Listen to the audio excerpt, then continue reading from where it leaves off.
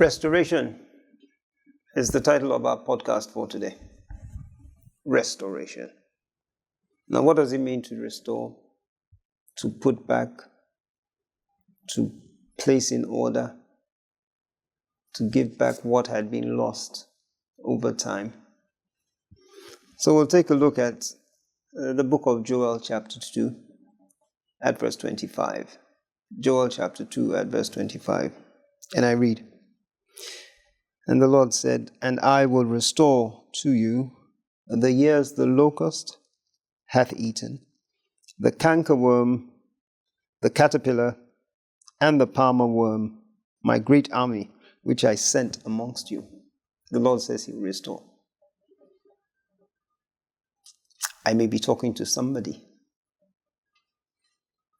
Have you lost a lot?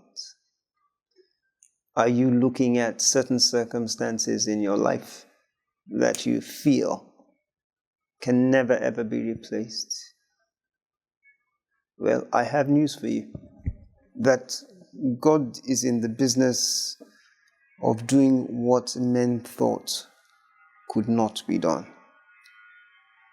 Luke 1 at verse 37 tells us that, for with God, absolutely nothing is impossible.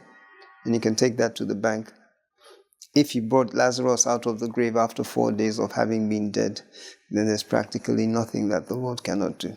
If he parted the Red Sea, then there's absolutely nothing he cannot do. Praise the name of the Lord. Now, talking restoration, our God specializes in restoring. I'll give you one such example. 1 Chronicles 4 at verse 10. There was a gentleman, a young man called Jabez. And because of the manner or the circumstances in which he was born, his mother gave him a name, Jabez, because it reminded her of this bad circumstance of his birth. And after mother had died, one day he sat down and he thought to himself that, no, I can't continue like this. This name speaks and pervades everything about my life. It says, so Jabez talked to the Lord and he said, if thou would bless me indeed, if thou would enlarge my coast, if thou would take evil from me so that it would not grieve me, it says, and the Lord granted Jabez his request. Maybe you need to do that too. Call upon the name of the Lord and ask him. Plead with him. Be like Jacob, that Lord, if you don't bless me, I would not let you go.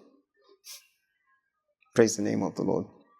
I look at another example of some such person who had things restored back to him. Good old Uncle Job.